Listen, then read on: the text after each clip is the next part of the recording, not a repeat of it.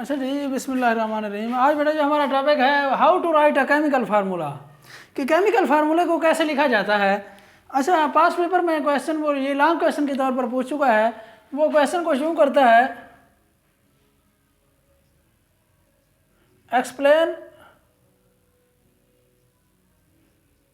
4 steps with example to write a chemical formula.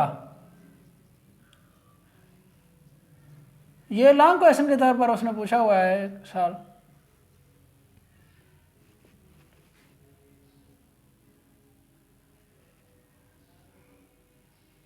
कि chemical फार्मूले को लिखने के लिए उसने वो कहता है कि 4 मेथड बताएं और एग्जांपल के साथ इसको एक्सप्लेन करें। उसने क्वेश्चन ये होता है, ये था।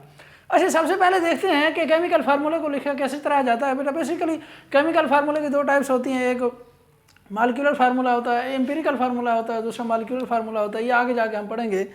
अच्छा, सबसे पहले केमिकल फार्मूला जो है ना, इसको देखते हैं इसको कैसे जो है ना रिप्रेजेंट किया जाता है। हम आज तक जितने भी केमिकल फार्मूला पढ़ते आए हैं, क्या बाकी जो है ना इसके बेसिकली हम पहले एलिमेंट्स के बारे में पढ़ते थे, एलिमेंट्स को सैंपल से ज़ाहिर करते थे, और जो केमिकल फार्मूला है इनको हम क्या करते हैं, इनको केमिकल फार्मूले से ज़ाहिर करते हैं। किसी भी कंपाउंड को, कंपाउंड का केमिकल फार्मूला होता है बेटा, जो एलिमेंट्स हैं उनके बेसिकली सैंपल होते हैं।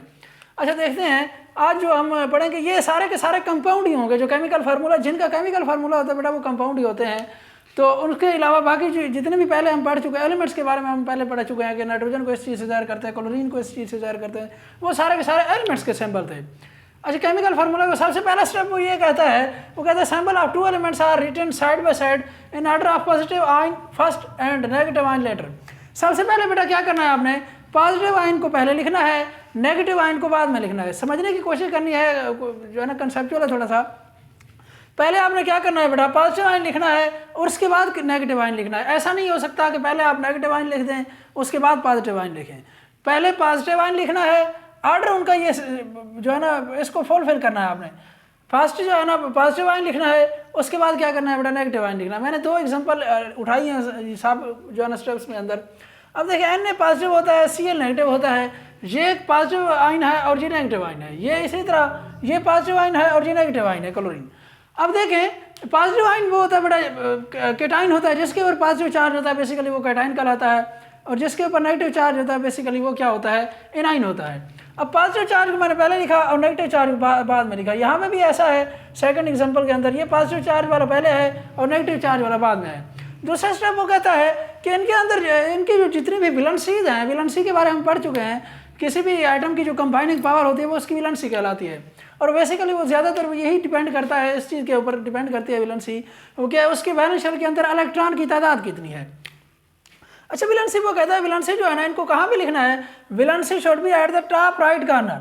ये जो अब देखें किसी भी जो है ना इसके 4 कॉर्नर है बेटा, देखिए ये है 1 सेकंड 3rd 4, किसी भी आइटम की वजह देखें अब किसी भी एलिमेंट्स के 4 कोने हैं। ये टॉप राइट कॉर्नर ये है, ये क्या है top left top right corner जी, बिल्कुल टॉप लेफ्ट कॉर्नर।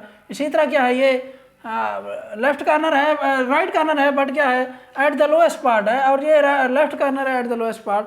अब देखें ये 4 कॉर्नर है। वो क्या कह रहा है, वो कहता है इसकी जो विलनसी है वो कहाँ पे लिखनी चाहिए, किसी भी एलिमेंट्स जो हमने लिए हुए हैं पॉजिटिव और नेगेटिव चार्ज वाले जो आयन लिए हुए हैं, उनकी जो विलनसी है टॉप राइट ऑर्डर कॉर्नर पे ऊपर लिखनी चाहिए, यहाँ के ऊपर लिखनी चाहिए। वो उसका मतलब ये है। अब देखिए मैंने यहाँ पे लिखी है Na की +1 होती है बेटा, विलनसी Na की कितनी होती है, +1 होती है, तो मैंने यहाँ पे लिखी है। और इसी तरह क्लोरीन की -1 है, मैंने यहाँ पे लिखी है। इसी तरह Ca की +2 होती है, मैंने यहाँ पे लिखी है।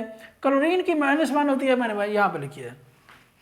विलनसी लिखने के बाद 3rd स्टेप है बेटा, आपने क्या करना है, ये जो विलनसीज हैं इनको क्या करना है, बिल्कुल राइट कॉर्नर पे ले जाना है। लेकिन कहाँ ले जाना है, लोअर राइट कॉर्नर पे। कहाँ पे ले जाना है बेटा, लोअर राइट कॉर्नर पे। अब देखें इसकी विलनसी जो है ना ये यहाँ पे मूव कर जाएगी और ये यहाँ पे मूव कर जाएगी। मैंने इसके ऊपर बल्कि लगाया हुआ है। अब देखें क्लोरीन जो है ना इसकी -1 विलनसी थी, और ये किसके पास पे चली जाती है, क्रॉस एक्सचेंज करेगी, cross exchange the valency to the lower right corner. देखें बेटा, क्रॉस एक्सचेंज का क्या मतलब होता है, उसकी उसके नीचे चली जाती है वैलेंसी, उसकी उसके नीचे चली जाती है। अब देखें इसकी -1 थी, ये इसके राइट कार्नर पे आ गई, और इसकी +1 थी, ये इसके राइट कार्नर पे आ गई। ये भी वही बात कर रहा है, cross exchange valency two the lower right corner. अब इसकी वैलेंसी इसके नीचे आ गई, और या कहाँ पे आ गई, लोअर जो है ना राइट कार्नर है उसके पास आ गई, और ये इसकी वैलेंसी इसके पास चली गई। अब चौथा स्टेप क्या है, वो कहते हैं द वैलेंसीज आर सेम।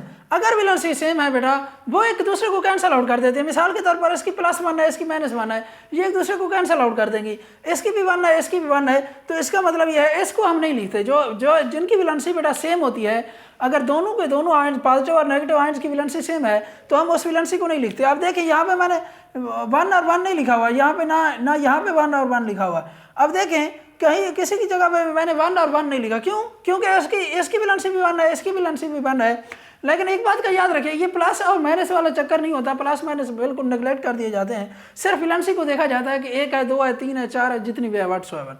तो देखें अब इसकी भी 1 थी बेटा, इसकी भी 1 थी, तो मैंने यहाँ पे किसी किस्म का कोई जो है ना इसकी वैलेंसी शो नहीं की, NaCl ही लिख दिया, सोडियम क्लोराइड जिसे आप कहते हैं। अगर वो कहता है but if different they are indicated, अगर दोनों की वैलेंसी बेटा डिफरेंट है तो फिर हम उसको इंडिकेट करते हैं। अब इसकी +2 थी, इसकी -1 थी। अब देखें एक 2 है, एक की 2 है, दूसरे की 1 है, तो हम क्या करेंगे, ये वैलेंसी कहाँ पे माइग्रेट कर गई थी, यहाँ पे क्रॉस एक्सचेंज कर गई थी, और यहाँ पे मैंने लिख दिया 2, और इस साइड पे क्या है, 1 है। एक को लिखें ना लिखें, एक की वैसे भी लिखने की कोई ज़रूरत भी नहीं है और लिखते भी नहीं है, एक को लिखने की कोई ज़रूरत नहीं है। तो ये कौन सा फार्मूला बन गया बेटा, CaCl2, कैल्शियम क्लोराइड बन गया।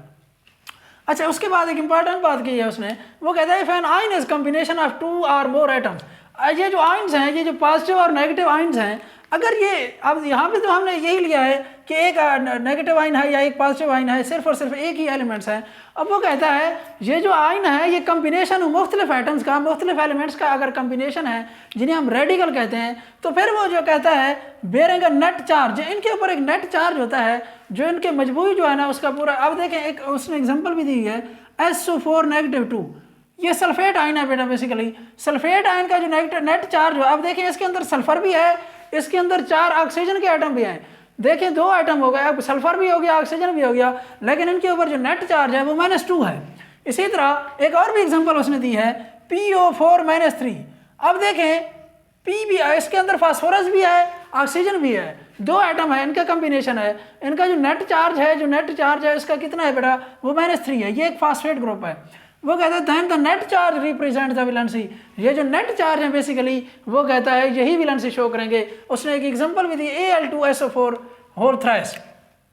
अब देखिए बेटा Al2, मैं सारे स्टेप तो रिपीट नहीं कर सकता। अब देखिए Al2 जो एल्यूमिनियम होता है बेसिकली इसकी कितनी होती है वैलेंसी, +3 होती है। SO4 इसकी कितनी है, -2 है। अब देखें ये वैलेंसी कहाँ पे क्रॉस एक्सचेंज करेगी, यहाँ पे आएगी, और ये किसके पास चली जाएगी, इसके पास चली जाएगी। तो फिर क्या बन जाएगा, AlSO4, ये +3 इसके पास आएगा, +3 चला जाएगा, और ये -2 इस साइड पे आ जाएगा।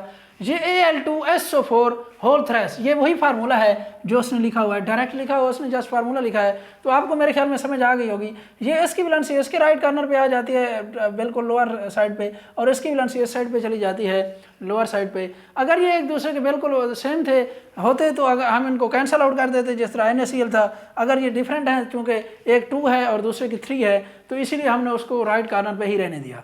तो यही है केमिकल फार्मूला लिखने, बहुत ही आसान मेथड है बेटा। सबसे पहले एक चीज़ का ख्याल रखना है, पहले कैटाइन लिखना है, उसके बाद एनाइन लिखना है, उसके बाद उनकी राइट कार्नर पे जो है ना आपने वैलेंसी शो करनी है, बिल्कुल टॉप राइट कार्नर पे यहाँ पे। उसके बाद क्या करना है, थर्ड स्टेप के अंदर उनकी वैलेंसीज को क्रॉस एक्सचेंज करना है। उसकी वैलेंसी उसके नीचे चली जाएगी, उसकी वैलेंसी उसके नीचे चली जाएगी, और बिल्कुल राइट साइड पे होनी चाहिए। यहाँ पे शो किया है उसने, बिल्कुल राइट साइड पे। उसके बाद अगर एक जैसी वैलेंसीज हैं बेटा दोनों की, तो हम उन्हें कैंसिल आउट कर देंगे। अगर डिफरेंट वैलेंसीज हैं तो हम उसे शो करेंगे, जिस तरह ये शो किया हुआ है CaCl2। अब एक को वैसे भी नहीं लिखते। उसके बाद उसने लास्ट स्टेप में ये बताया है, अगर कोई जो है ना रेडिकल हमारे पास मौजूद है जो किसी भी एलिमेंट्स का कम्बिनेशन है, तो हम उसकी जो नेट चार्ज है उसके ऊपर हम उसको ही एज अ वैलेंसी लेते हैं। उसकी ने एक एग्जांपल भी दी है Al2SO4 की। Al एल्यूमिनियम की बेटा +3 होती है ऑक्सीडेशन स्टेट, या जो वैलेंसी जिसे आप कहते हैं, और SO4 की -2 वो बता रहा है, खुद भी बता रहा है, जो ये इसके ऊपर नेगेटिव चार्ज है जो इस रेडिकल के ऊपर, वो -2 होता है। जो ही हमने इसकी क्रॉस एक्सचेंज करवाया इनकी वैलेंसीज का, तो हमारे पास जो फार्मूला बना, केमिकल फार्मूला Al2SO4 बना। तो आज के लिए इंशाल्लाह नेक्स्ट हम इसके एम्पिरिकल फार्मूला की तरफ जाएंगे और उसके बाद इसके मालिकुलर फार्मूला क्या होता है, एम्पिरिकल फार्मूला क्या होता है, इनका डिफरेंस क्या होता है। तो आगे इंशाल्लाह इसको बंद कर दें।